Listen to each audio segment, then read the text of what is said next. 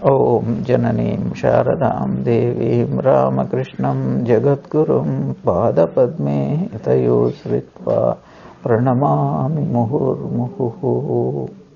What was the last class about? Observation and imagination. So both are separate issues. So there are some people who can observe very well, and there are people who can imagine well.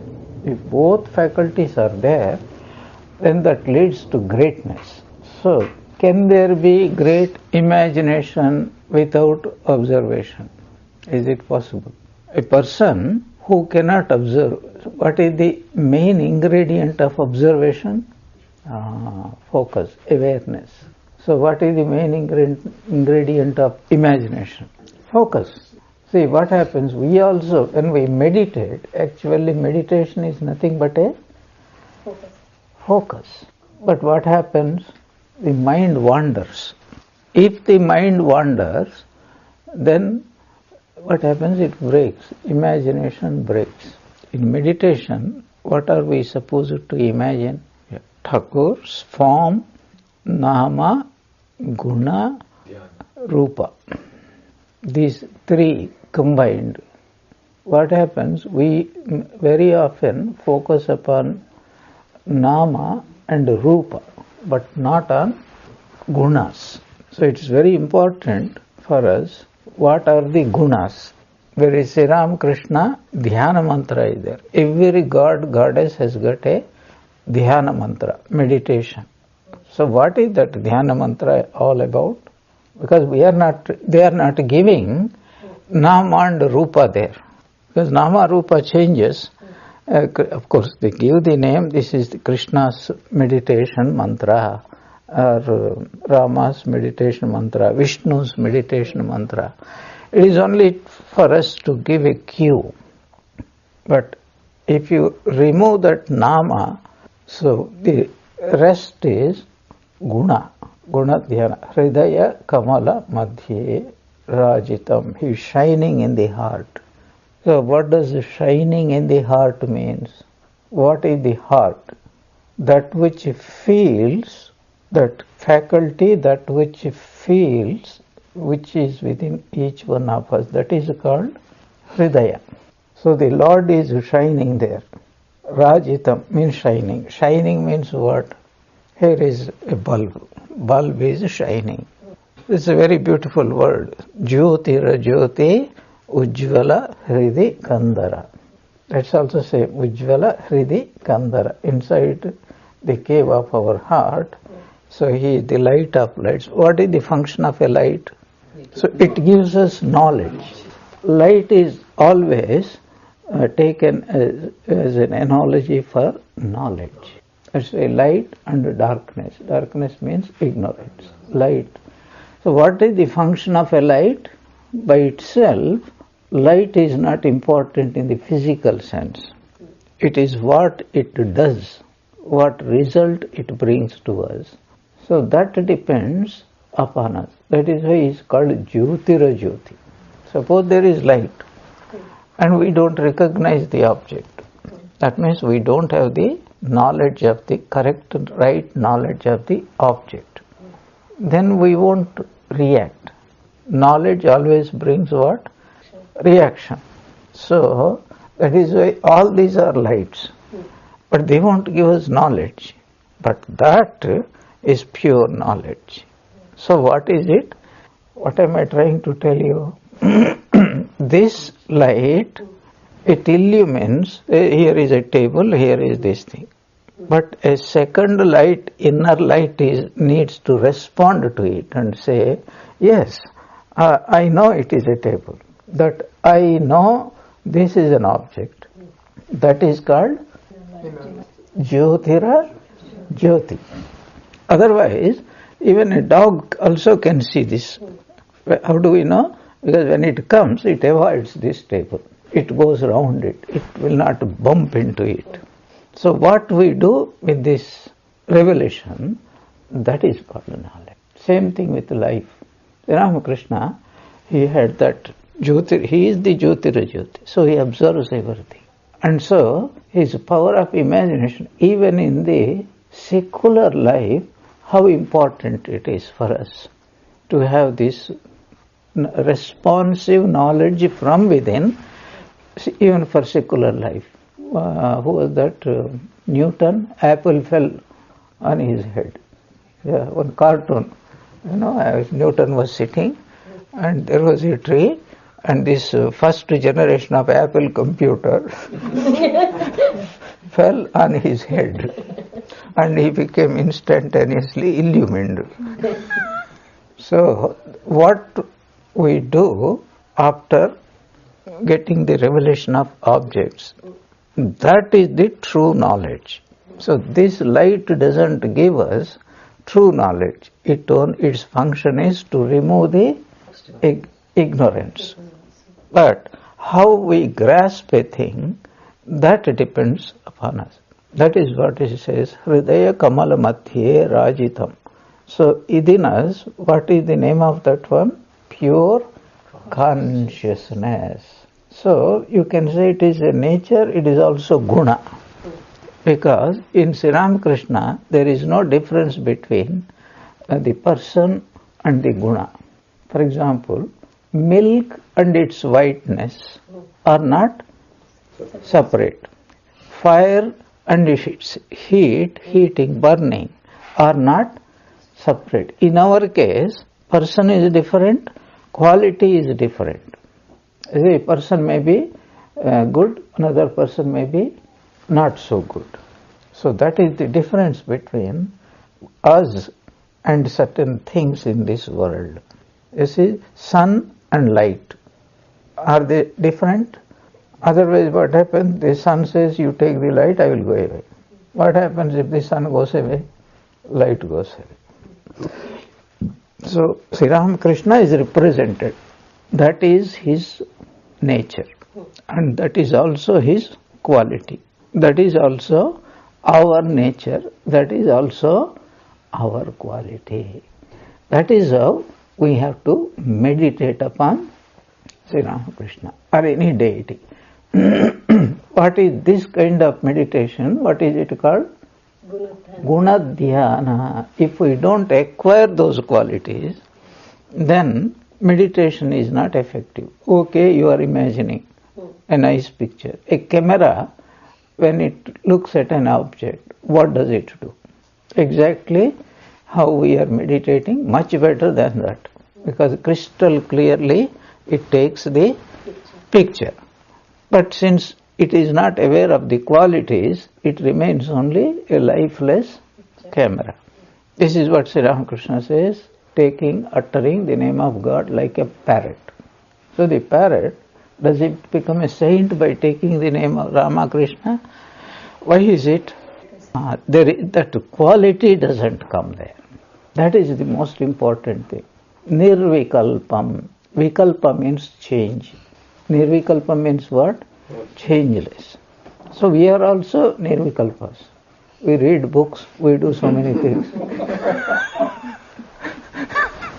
Not much change seems to be happening. But in Sri Ramakrishna's case, he was not only observing, but he is also imagining. Now what do you think he is imagining? Alright, let us take an example. Sri Ramakrishna is observing a householder, and what was he finding? That this householder is producing children after children, year after year. This is his observation. But what was his imagination? This fellow doesn't have enough money and he is producing children, and his children are going to suffer. He is going to suffer. The whole family is going to suffer. The whole country is going to suffer. Ramakrishna's mission is going to suffer. Because ultimately they come. The poor fellow will come. I am a poor fellow. Please give me relief. Swami asks, why did you produce so many children? You know what would be his typical reply? हम क्या करेंगे? भगवान दिया है. So why don't you go and ask Bhagavan for help? And that is what Sudama had done.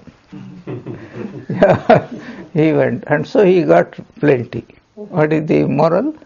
So if Bhagavan has given children, then go to Bhagavan. then he will look after you and everything else. What was Ramakrishna's imagination here? Imagination is, this kind of life is not right. If you have means to educate one child, get one child. If you have the means to educate 2 children, then get 2 children. That is his imagination. And then here are 2 people who are going to court, and they are who gets benefit when 2 people go to court? Who gets the benefit? The solicitors. It is the solicitors, the lawyers, they get the benefit. So Ramakrishna was observing, year after year, they are getting poorer, and yet they do not stop and say, why we are quarreling for a little bit of whatever it is. So that is his imagination. Then what happens? I will not have children. I will not go and quarrel. So his whole character. Then he observed death. That is observation. We also observed death. Buddha also had observed death. What was his imagination? Oh, I have to go through the same process. I will be dead. Then he observed a monk, shining face of a monk, so peaceful, so joyous, so serene. Then he, that was observation. What was his imagination? I am sitting like this. That is dhyana, I am the future Shramana. But he did not stop only with that. What about all the other people? You see, our imagination will be, how nice it would be if we are also joyous and without any attachments. But Buddha's imagination was, not only I will be enlightened, I will be a light to the whole world. What a marvelous thing it is. Okay, this was what our main topic was in the last class. Ramakrishna was a person of highest observation as well as highest imagination. What is that imagination? He not only observes, he analyzes what he observes, and then he comes to certain conclusions. These are the benefits and these are the things which I should avoid. And that is how he molded his character. So the essence of it is, why should you observe, why should you imagine? Only for 2 reasons. What is it? Thereby, how can I benefit by observing, by imagining the other people's lives? Okay, we will take it up from there. I forgot to mention a very important fact. So when Sri Ramakrishna was born, so his name was different. It was not Gadadhar. So when he was born, immediately his father asked some astrologers to cast. According to that, his name was Shambhu Chandra. His name was Shambhu Chandra. So named the boy as Shambhu Chandra after the sign of the zodiac, Rashi we call it, under which he was born. But in memory of his remarkable dream, he decided to call him Gadadhar. You see the point? When children are born, babies are born, then usually people who believe in astrology, they will find out what is the time when this baby is born. And then they will name accordingly, A, E, Ka, etc. And under that alphabet there would be what is called, many variations could be there. That's what is said. So we have to keep Shambhu Chandra. After that, Shambhu Chandra disappears. The name was there, but never again. But he used to call him Gadadhar. Why? Because the Gaya Vishnu is, what was his name? Gaya Vishnu Gadadhar. So his name became Gadadhar. But this Gadadhar name also was shortened by people, and it was Gadai. And then later on this Gadai also was forgotten, and the name Ramakrishna became very popular. So there was a research. When did his name come? Swami Prabhanandaji, he had made research, and his Sri Ramakrishna's father, it seems, he used to address him as Ramakrishna. And also we get Haladhari, when Sri Ramakrishna was playing, "Oh Ramakrishna, I found you out." And it is more reasonable because his family was devoted to Rama. Therefore, Kshudi Ram, Ram Shela, and then Rameshwar, Ram Kumar. Everybody was practically was with the ending somehow or other that Ram is inserted in their names. So it is reasonable to say that his name became Ramakrishna. This Paramahamsa and other things came later on. So his name he became popular as Ramakrishna. But where did Sri come as a reverential? We always say Sri Aurobindo. His parents did not name him as Sri Aurobindo. His name was only Aurobindo. So Indians use respectable names Sri, like Mahatma Gandhi. If there were to be no Mahatma, his name would have been Sri Gandhi. Yeah. But interesting, Tirupati, Tirumala. Malay in Tamil language means what? Hill. Hill. So Pati means what? Lord, Master. Actually Tiru means in Tamil that's equivalent to Shri, Shripati. Tirupati is Shripati. Tirumala means Sri mountain. Like that, Sri Hill, like that. So this word Tiru, Hindus always use that word. Okay, the next incident. So Sri Ramakrishna's power of imagination was so great, whatever he observes, if something is worthy of being imitated upon, instantaneously he will become absorbed in it. So if he sees a beautiful scenery, he will be absorbed. If something strikes him very well, instantaneously he would become one with that idea. So certain instances are there. So what happens when a person really becomes absorbed? So we are also like that. So, but in two different ways. One is because of what is called the passive imagination, the power of passive imagination. So you are watching a movie. It is not well made. What happens to you? Your imagination, when you are watching a movie, actually you are using your power of imagination. Is it not? You are putting yourself in the shoes of all those people. A movie, a drama, etc. And when you are listening to some piece of music, it is like that. When you are reading a novel, what do? Not only imagination, two types of imaginations will be there again. One is, you are there. So somebody is murdering. Where? In Africa. This is in the book. Where are you? Are you here? Are you in Africa? You are there. Second, you put yourself in the minds of all those characters. So here is a murderer and he is running. You put yourself in the mind of the murderer, and here is the person who is the victim who is running away, and you are also imagining. So on one side you are feeling the anger or hatred of the villain, on the other side you are feeling the fear. That's why your heart, it just beats. Is it not a fact?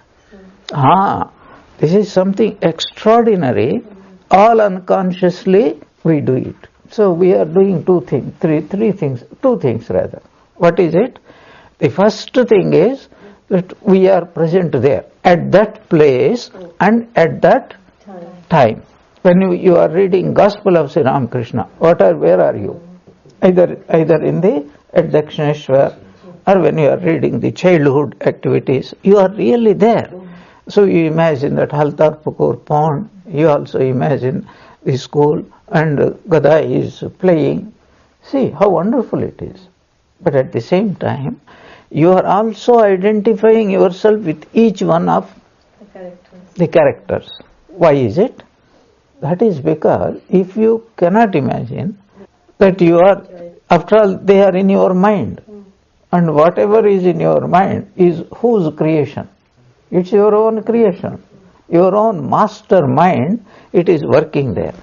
I'll just touch this point. When you are dreaming, suppose, when you are dreaming, say you are dreaming, there is a room and we are having the class and Swami Dayatmananda was taking a class. This is the dream. So long as you are dreaming, now what happens, do you understand? You have created Swami Dayatmananda. Who is Swami Dayatmananda when you wake up? It is you. Your mind has become. That's why I make fun, You can get up and say, today's class is the best class I had. Why? Swami Dayatmananda spoke so very well. Actually, who spoke? You are imagining that. Not only you are imagining that, you are also imagining yourself as one of the audience. Not only you are imagining yourself as one of the audience, you are also imagining there is a chair, there is a sofa, there is a table, everything that is there in the dream, you are imagining. Are you imagining or not? Yes. And imagining means what? I want to make this point clear. So, whether it is in the dream or in the waking state, whatever we are observing, it is inside our mind. That means, unconsciously, we are identifying ourselves with everything in this world. But because of Maya, we say this is only separate from me. So this is a wonderful point we get in Upanishads, in the Mandukya, Karika, etc. What is that? This seeming division between the experiencer and the experienced is called Maya. What is called Maya? You have to be very, very careful in this point. What is Maya? What is the experience? That is not Maya. This seeming division between the experiencer and the experience, that is called Maya. So, if you remove the Maya, then what happens? It is like, imagine Sri Ramakrishna gives this example, water is there. You put a stick. And then how does the water appear now? As though it is divided. Remove this stick. Now how many divisions in the water do you see? You don't see. That is if you get that idea, you can get this, what I am talking about. Actually, there are no two things. No two things called the experiencer and the experienced. Whatever is only one.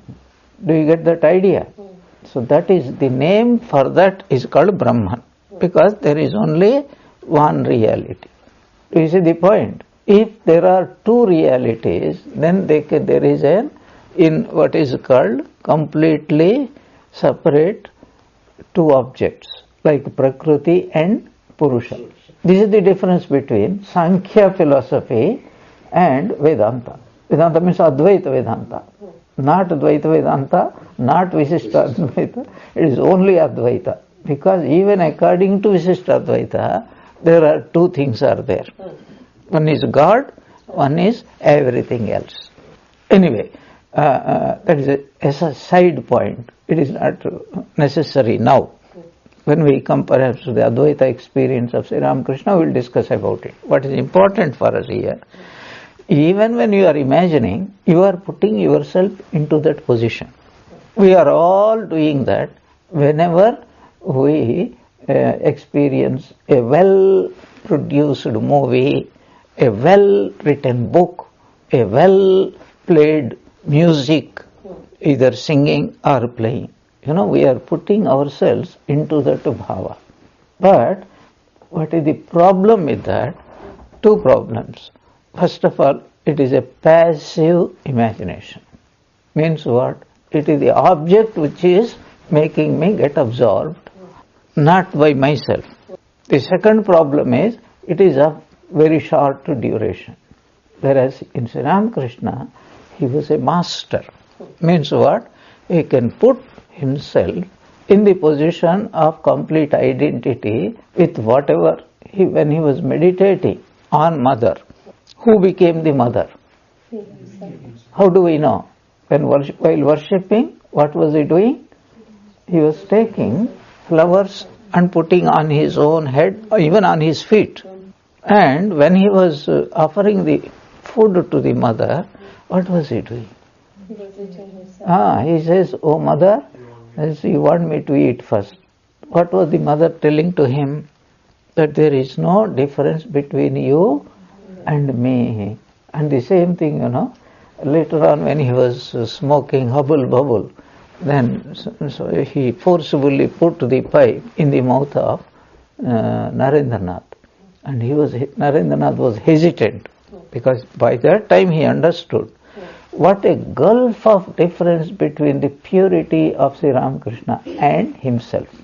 He hesitated, also thinking it might affect Sri Ramakrishna's health in some way. And Sri Ramakrishna chides him. Even now, so much of difference you see. Later on, Swamiji became like that. So one day he announced to everybody that I will do the worship.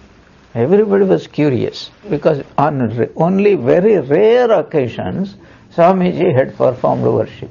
So everybody gathered, and simply there were flowers, sandal paste, I think some offering also. It's a very interesting incident. I don't know, I imagine there would be some fruits, flowers, etc. But the incident described was that Swamiji first asked, let us all meditate. And everybody became absorbed in meditation. Then Swamiji, suddenly they found someone was silently moving among them. What Swamiji did? He mixed all the flowers with the sandal paste completely. He was coming and putting the flowers on the heads of each one of them. That was the first thing. What was the second thing he did? The remaining flowers he offered to Sri Ramakrishna. That much I read. If you have read something further, I don't know. Supposing there is some nice payasam, what do you think he would do? Give others. Yeah, if we could give to a cat that strayed into the Dakshineshwar temple, why can't he do this also? So he would have fed. And then what did he do with the remaining flowers? He offered them to Sri Ramakrishna. And what do you think he will do with the remaining food material? He would offer to. So what does that mean? That means he was not seeing any difference between himself, the other Guru Bhais and disciples, even disciples, and then Sri Ramakrishna. Okay, he will feed. Payasam he will feed, probably with his own hands. And after puja is over, if the little payasam is remaining, would he take it or not? He will take, because he is offering it only to God. This is the most marvelous meditation we have to do. That is why there is the dhyana mantra, Sat Asat Akhila Bhedatitam Ekaswarupam Hridaya Kamala Madhye Rajitam Nirvikalpam Sadakila Bhedatitam Ekaswarupam. Sat and Asat. So there the meaning of Sat is pure existence. Asat means manifested existence, not non-existence. Manifest. Yeah. In Vedantic Advaita theory, there is nothing called non-existence. So Asat means here, this is called manifested universe. Asat means what? Unmanifested universe. Now, no, I'm coming to that. He is beyond what is called good and evil. It's highly interesting. Even these words good and evil, is evil good or not good? It depends upon, you see, from 2 points. I will just touch it from 2 points. First, here is a tiger, and it is eating, say, a goat. So from the viewpoint of the tiger it is, from the viewpoint of the goat it is asat. Is it really, this is God's creation. The tiger has to survive. Now you say it is evil, that is what the goat thinks. But what is the goat doing? It is eating the plants. From the point of the plant, it is good or evil? It's evil. But from the viewpoint, because the plant, what is it doing? There are some plants which trap and then they eat. So the whole life is eating life, so there is no sat or asat. If it is for the sake of living, it is absolutely fine. Now the second point of view is, here is a evil person and he is harming me in some way. Is it good or bad? No. That's where Vedanta comes to our help. According to the law of karma, if I am paying in the form of getting a loss something, or somebody is giving me pain, suffering, is it because of him or is it because of my own karma?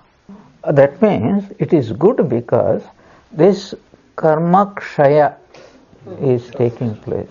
From that point of view, it is only good. See how wonderful it is. We have to understand.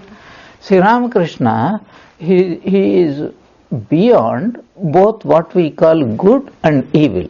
So here Advaita Vedanta gives the answer. That is the third point we have to accept. What is it? Suppose you are watching a drama. In the drama there will be villain and hero and fight and all those things. Now when you are experiencing what is called aesthetic experience, what is it? Good and evil. Because you are enjoying not only good. Will you enjoy a film? Suppose there is hero meets heroine and then villain comes and blesses them. Will you enjoy? So 2 hours, how do you pass?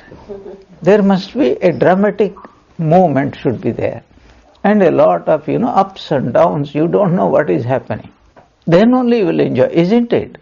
So after coming back, will you say, that fellow who acted, he should be killed as a villain or whatever?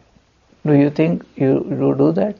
Supposing you are a judge and you are asked the relative merits of acting and the villain had acted superbly, whom do you award first prize? So what is the point we are discussing here? Sri Ramakrishna is Brahman. If he is Brahman, who is the good person? He. Who is the wicked person? He. The good, both the good and the evil, it is nothing but Sri Ramakrishna's expression, isn't it? If this is so, how can it be really good or evil? If you slap yourself, are you a good person or a wicked person? You see, Advaita Vedanta alone it says, that is why it says Sat, Asat, Akhila, Bheda, Atita. One who is beyond both good and evil. But only point is, that is the highest stage we have to reach. Until we reach that stage, it is not wise, as Sri Ramakrishna, to behave in that way. What we should say? We should say that you hiss whenever you come across asat. But at the same time, know that this is all Leela of God. Anyway, so what we are talking, coming back to our subject, the power of imagination. The whole topic came because of the power of imagination. What is the highest peak of the power of imagination? To become one with the object of which we are having that imagination. So when we are meditating, what are we supposed to do? We become one with the deity. Then here is the crux of the point. When a person is trying to meditate on the chosen deity or whatever subject, that is called imagination.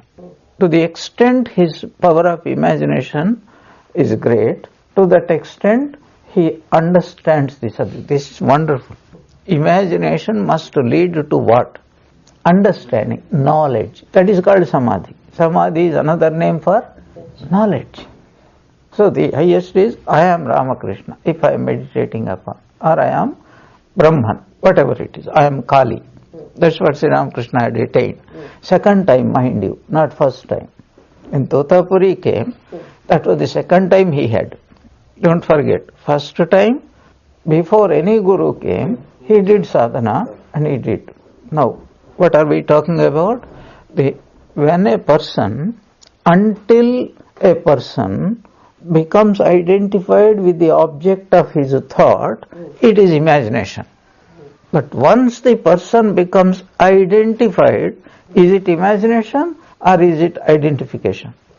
So he behaves exactly like that. This is how the dhyana mantra, we call it, meditational mantras, they give a hint. If I am meditating on Ramakrishna, what actually I should become. That is what we will get here, examples. So what happens when a person's imagination is so great, the first thing that happens is he forgets his own identity. You see, when you are absorbed in watching such a scene, you forget you are a body until again something pulls you back. That's why Sri Ramakrishna's samadhi means what? Totally he forgets about the body. Even breathing, what a phenomena it is. So, well-known physicians say that it is the absence of body consciousness that is the sign of health. It was this kind of health that the boy enjoyed from his birth. And we have to imagine, can you realize how it was so natural for us to enjoy this kind of absence of body consciousness when we were children? You know, when a baby, a child is playing with dolls, so totally absorbed, is not aware of the body consciousness. You see, even here, funny thing that happens is, small children come, 2.5, 3 years suppose, and this girl is trying to, inside there is a panty, and she is showing, removing the, what is that? That upper cloth, skirt or whatever. And it is the parents who are conscious, and then they try to pull it down. But the child, why does it do?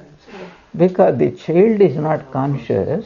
I am a body, I am a girl, I am a boy, and I should not expose myself to others. Anyway, so this type of constant absence of body consciousness was the very nature of Sri Ramakrishna's childhood and also youth. But his trouble started after he started practicing spiritual disciplines. Then, as a result of severe austerities, but even then, was he conscious of his body? That's why he was called a Paramahamsa. Who is a Paramahamsa? He who is not conscious of his body. Not only that, the cloth used to naturally drop off. Yeah. So that is the point we have to keep in mind. The experience we now relate also had its origin in the boy's tendency towards the spiritual contemplation of beauty. We know that incident. One day he was eating something and he was walking in the fields. And we imagine it were green fields, rice fields. Then suddenly the whole sky was clouded with thick black clouds. And then what happened? All the one flock of white cranes, it started flying. Now we also see that. It is rare that our imagination flies so high. We say it is very beautiful. Sometimes we see that very beautiful. But what was Sri Ramakrishna's effect? He lost consciousness and then he fell down. So 2 points to be noted here. The first thing is he was born with aesthetic joy, and it is not to be identified with fainting fits, not fainting fits. How? Because his parents became very worried. But later on, the parents have realized no ill health or anything had taken place. He was completely free. That is the first point.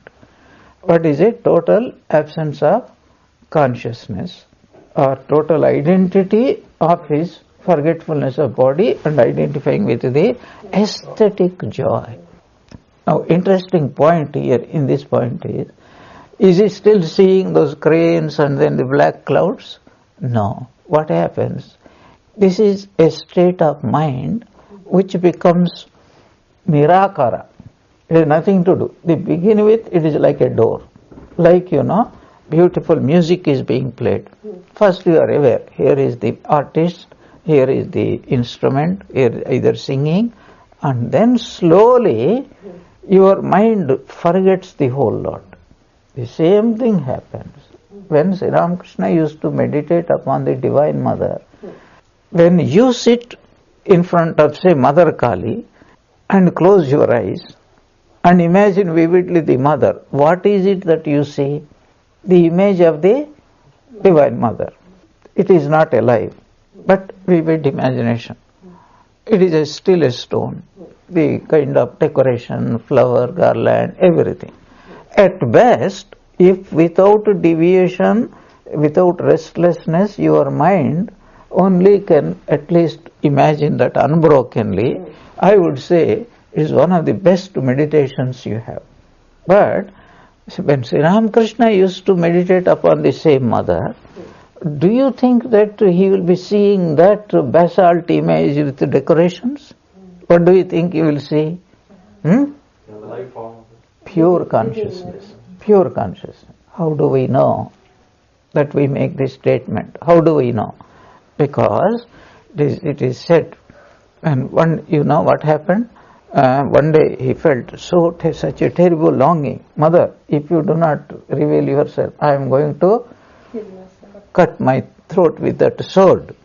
Then he ran like a madman. He took that sword. But before that, Mother revealed herself. Then Swami Sharadananda is describing, when Sri Ramakrishna came to outer consciousness, he was he was uttering. But then later on he was describing waves of consciousness came from all the four sides and engulfed me, drowned me, and I lost consciousness.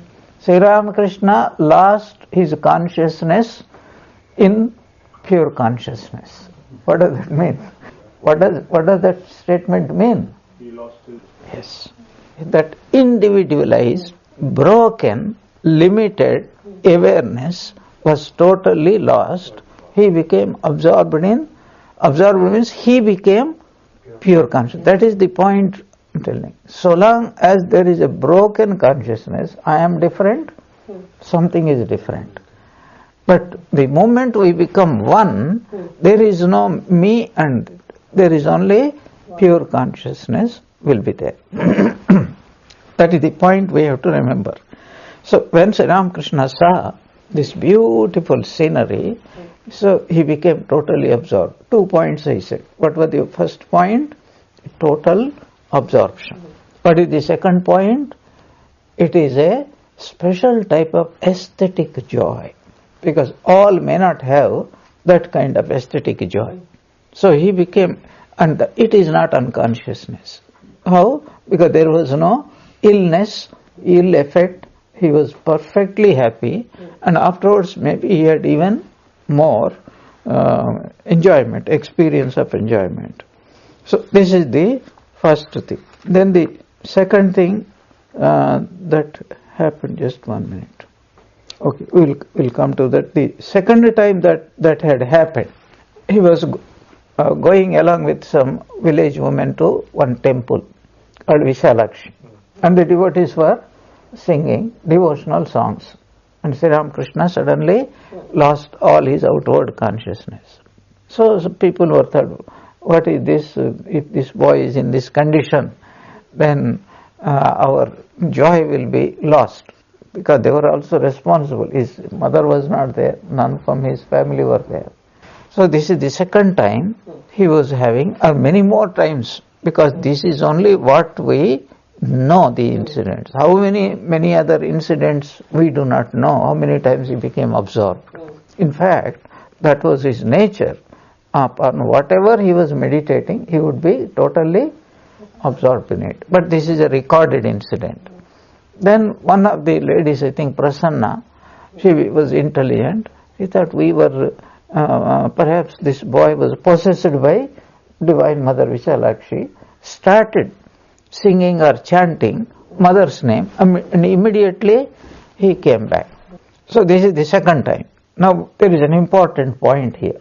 That point is later on Sri Ramakrishna, whenever he hears God's name, he used to go into samadhi. Now to bring him back from that state, what was the stratagem? He taught Holy Mother. What is it? If he went into samadhi by hearing Kali's name, then they should sing Kali's name. Then his mind is like a ladder. So if he goes up and then he has to come back by the same ladder. Suppose somebody sings some other god's name, especially Shiva. Then it is as though they removed the ladder after he went there, and then there is only one way. He had to tapak, he will fall, he will get injured. So one day it happened, somebody was singing Mother's name and he went into samadhi. Then suddenly the singer started singing Shiva's name. And Sri Ramakrishna, with great difficulty, he came outward consciousness. And then he said, sing Mother's name. Otherwise they would not have known. And then he would have perhaps given up his body. So he taught Holy Mother that if you observe me in this way, then you utter this name. If you observe me in the other way, you utter the other name. Something very wonderful. Yeah. So Vishalakshi. The third incident that happened, we all know, that there was on Shivaratri night, there was to be a drama. And because one of the actors who was supposed to act as Shiva, he fell sick. And then they knew that Sri Ramakrishna Gadai was a very good actor and singer and imitator. He was many. So they requested him, and then he accepted. They were dressed, and then he became totally absorbed in Shiva, and that yatra had to come to a stop. If he had not acted, it wouldn't have been there. If he had acted, it was not there. But what a difference it makes. People felt really Lord Shiva was there. Was it mere feeling or was it a truth? Because he became one with Lord Shiva. So how blessed the people, even though they did not know that they were having the vision of Shiva. Now what do you think the state of the people when they saw him and felt he was Shiva? Their minds were uplifted. But was everybody uplifted? No. There were a few who started criticizing. This Gadai came and spoiled the whole drama. And they neither felt uplifted nor had any vision of Shiva. So what is the important point we have to derive here? Most important point, what is it that we derive here? Means if we can develop systematically, rationally, logically the power of imagination, our whole life will change. So this is the method that is being used now to cure certain even phobias. Suppose somebody has a phobia of a cockroach or earthworm or dry grass, dry leaf. You name it, there is a phobia. And it is genuine. Fear. Phobia means what? Fear. And they get agitated. What is the way? I mentioned quite a number of times. What is it called? Virtual reality. So the trainer is there and he will slowly put a photograph. Say a cockroach. Huge photograph. One photograph. Go on looking at it. And afterwards, everywhere there will be photographs of cockroaches will be there. And then he will slowly, then there will be what is called a small plastic model of cockroach. So you go on. This fellow knows this is only not real cockroach. Then slowly a real cockroach from a distance. Now what is the point of this treatment? Slowly in the imagination of that person, The idea, this is a cockroach, that is a cockroach, this is a cockroach. So what? So I am still surviving. And what? Because when the mind is exposed several times to the same fear, the fear also loses its effect. I will give you some, because these are all wonderful study we have to understand, how we can be helped in many, many ways. For example, here is a person who is terribly frightened of getting up on a stage and giving a talk. There are people, there is this aeroplane, they cannot travel. They terribly fear them. And there are so many Swamis who will do anything. But give lecture. Not give lecture, but give lecture. So they are terribly frightened.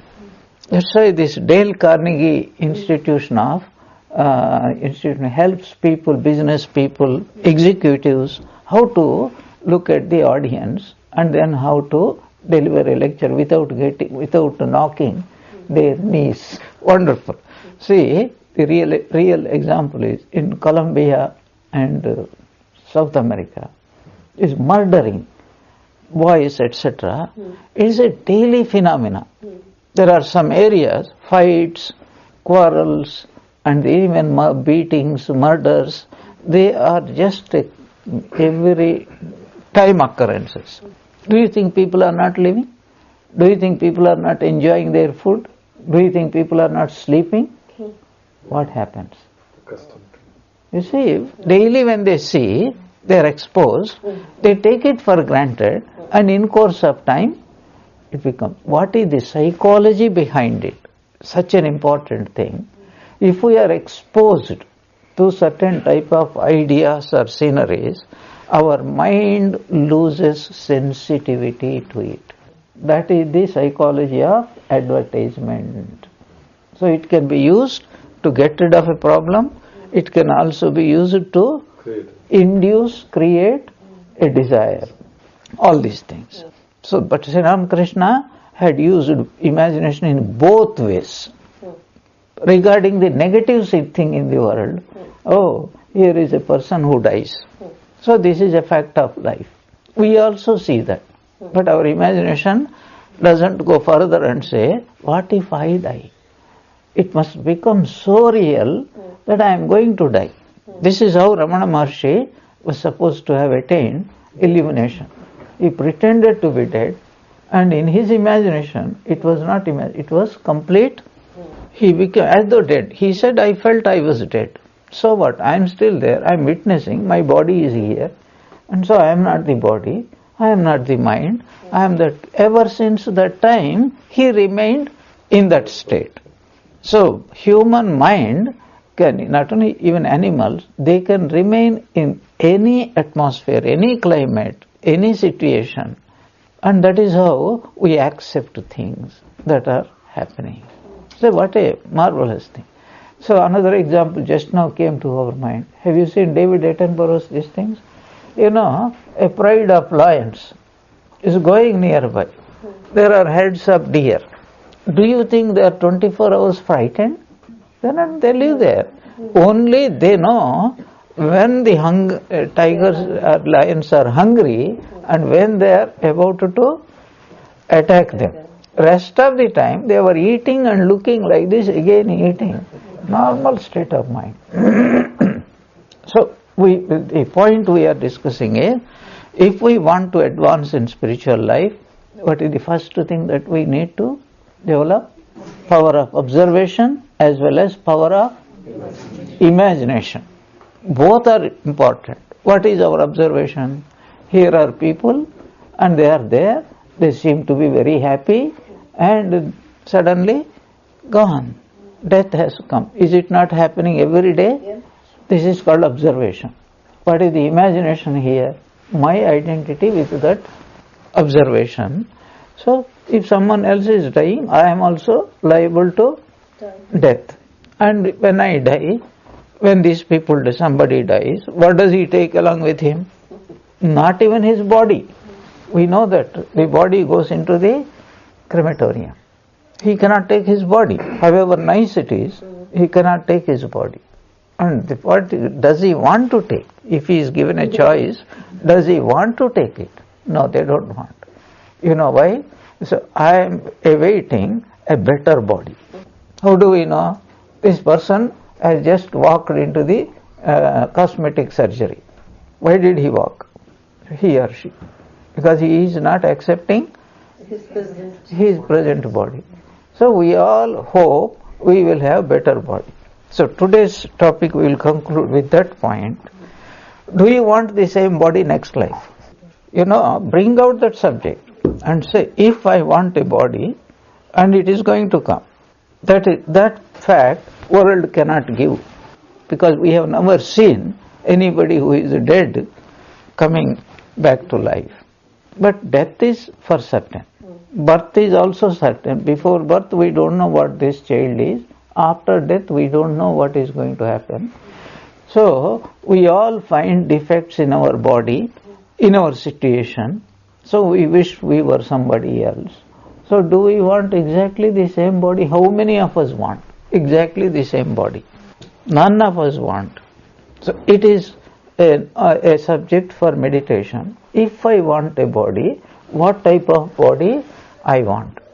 Now if you ask, there would be two types of people would be there.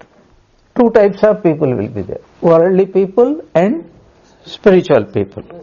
So worldly people, they would think that if I have this kind of body, then I become more beautiful, more attractive, and then I can get somebody, partner or husband or wife, who will fulfill my desires, and etc. etc.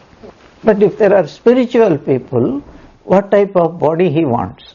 Simple example, when before Sri Ramakrishna used to meditate during his sadhana period, he would look at a particular stone figure in front of the Nat Mandir.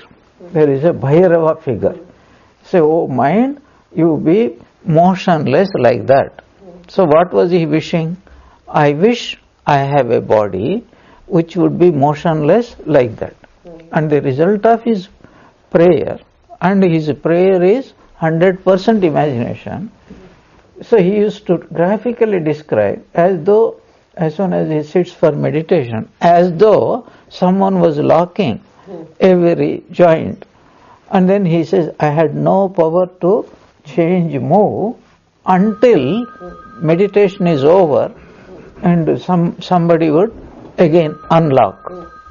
What a marvelous thing for us to understand this fact. His imagination, motionless, absolute motionless.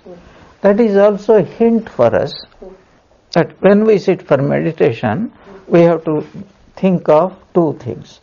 First, let me be motionless. Second, let me be absolutely relaxed. And third, let me be totally absorbed. So let us make a suggestion, and you see it will really help. So that is how it goes. So what is the point we discussed today? So Sri Ramakrishna was the greatest observer, and he observing. What is the point? Oh, I see this person, and this person is doing these things, and he is suffering also because of those particular deeds. And imagination. What is the imagination? He also had seen not only that kind of people, he also had seen his own father, mother. There must have been some other people who were his ideals, but especially his mother and father. What great people they were. And he was saying, my ideal is to live like my father. Because he was real Brahmana, whom Hinduism has depicts how a real Brahmana should really behave. And the life of Kshidiram also proved conclusively that he was born a Brahmin and he lived like a Brahmin and he died also a knower of Brahman. Because we know that when he died, he uttered the name of Raghuvir thrice and then he gave up. Absolutely no regret. Whole life, total dependence upon God. So only one point we have to note in this respect. When he lost all his property, what was his reaction? What would be our reaction? What a misfortune. This is the first. What a misfortune, I lost whatever I have. Or even a little bit of what I have. Even if we lose little also, people will be thinking like that. What is the second reaction? Second reaction would be that rogue who had deprived me of this. If I have the power, what I will do. Third reaction. Why did God allow this kind of injustice? What is he doing? Why is he not keeping his title God by doing something? These are all various thoughts that go through. What was Kshudiram's reaction? He lived like a rishi. What was it? It was God who gave, it was God who also had taken away. When a person lives that kind of life, what do you think his end will be? And he had so many visions. So what is the point? Sri Ramakrishna observed these people like Bhagavan Buddha. His father was not living like that. But he had to see a Shramana and then mold his life, his ideal, according to that Shramana. I will be a Shramana. But Sri Ramakrishna's Shramana was right in front of him. He had such wonderful vision. God came and said, I am going to be born as your son. Who is great? Father or son? Who is great? So these are the most marvelous things we have to keep in mind while meditating upon Thakur. And we also have to acquire this power of observation as well as power of imagination, so that can aid us in our spiritual life. Om Jananim Sharadam Devim Ramakrishnam Jagadgurum Padapadme Tayo Sritva Pranamami Muhur Muhuhu.